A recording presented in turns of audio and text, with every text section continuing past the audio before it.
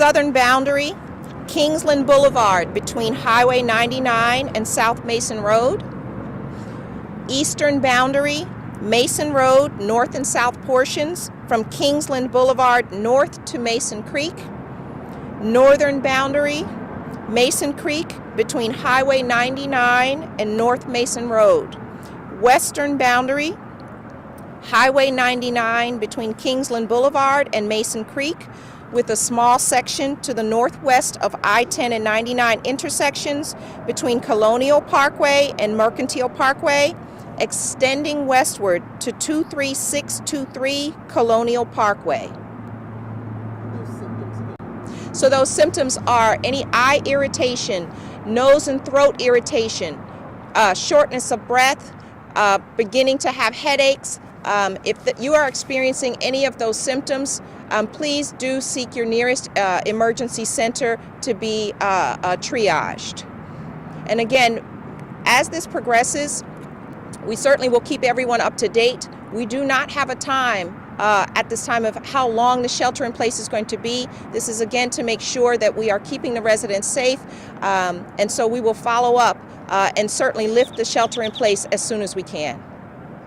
I know we don't want to alarm folks, but you want people to take this seriously. This is a toxic chemical. We're not pushing it in. Correct, thank you. So yes, ammonia gas is a toxic chemical. Certainly it can cause irritation in high enough levels. It can be severe. So yes, we are absolutely asking everyone to take this seriously, and out of abundance of precaution, we are asking residents to shelter in place.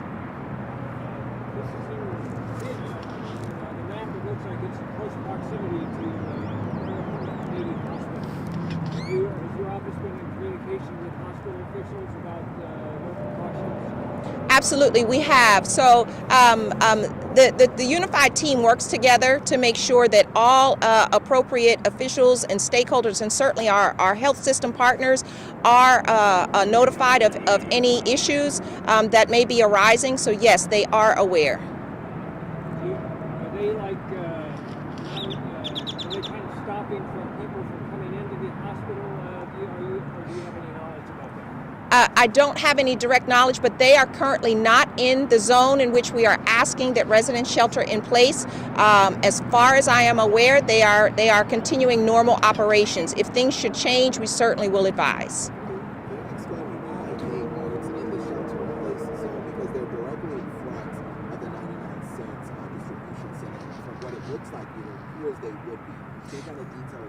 Sure. Do you want to speak to the flow? Thank you. Based on the meteorological conditions right now, the wind is blowing it away from there.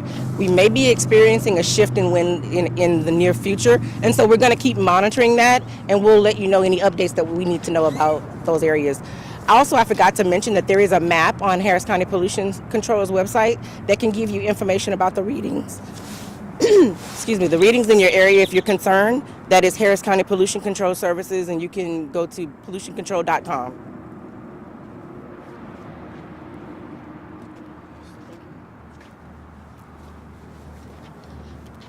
If that's all the questions, as I said, we will continue, and I would encourage you to monitor social media. The Harris County Fire Marshal's Office, Reddy Harris, we've got Harris County Public Health. We're all working in unison together. I did want to let Chief McIntyre say a few more words. Again, I want to give praise to the fact that we've had so many responders and teamwork out here to ensure that this facility, again, the power's been cut off. Really want to reach out and thank Centerpoint for that. And then Chief McIntyre and his staff. Yes, thank you. And it's very gratifying to know that we have great mutual aid and unified command partners with the agencies represented here and some others back at the site. We've had no injuries, and we hope to keep it that way. So thank you.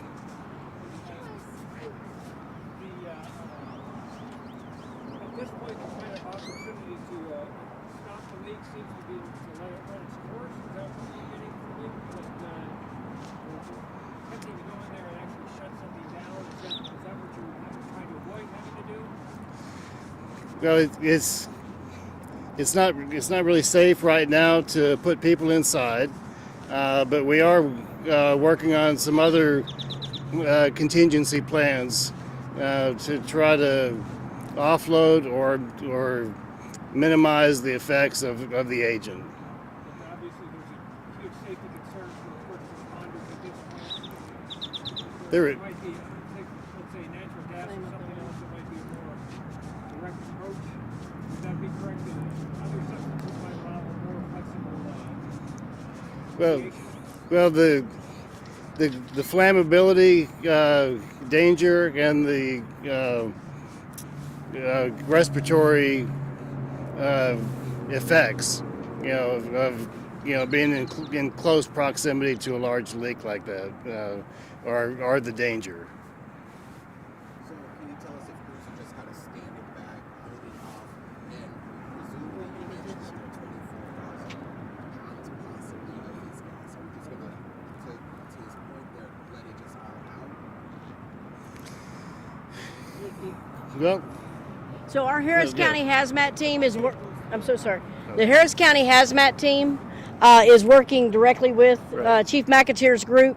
So what we can tell you is, at this point, we talk about the flammability. With that pipe being 16 feet in the air, yes, it is a hazard. We did send our staff in, and we had to send in rapid intervention team behind them to ensure their safety, because you heard me say earlier, we had shut down that generator. And again, that's a backup generator, and if it operates the way it should, if we'd shut the power off, then that generator would have come on, and we're worried about sparks. And so the answer is, at this point, yes, it is venting, which is why we have, Dr. Brown and Dr. Babin here to do the monitoring and to talk about the public health aspect. But what I'll tell you is, not only is our hazmat team, but we're also talking to our regional partners and to experts in the field of the ammonia. And we're making sure that we're following those best practices. And everything we have done thus far, they're very pleased with how we've handled it. The fact that we haven't had any injuries, the fact we haven't had any impact to the facility or the surrounding community at this point, we've made the right decisions. What I'll tell you is, we're going to continue to work together. We're going to continue to look at all the plans optional. And if we can, we're going to do everything we can to get that leak stopped. But know that we have experts here working on that within the incident command post and on site at the facility. And you mentioned it was from the refrigerator line. Is this pretty typical in a warehouse setting, like a typical thing that's in there? I just am not familiar. Yes, it is. And much like industry, we need certain things to make other things work. That's exactly what happens here. They were doing maintenance, which is something that, is good to know that they're in there. They're making any repairs or putting in new pieces to keep the operation going. And sometimes these things happen. And so when that happened, obviously they did the right thing, evacuated their folks, called 911, and got the first responders there. So it happened in the process of doing maintenance. Yes, It ma'am. wasn't broken, and they were working on That it, is correct. and it somehow happened. Yes, ma'am. Yes, ma'am. How quickly was that? Obviously, you mentioned that the leak was detected leaving the facility around 1 a.m. At what point were you notified that there was a potential risk of that?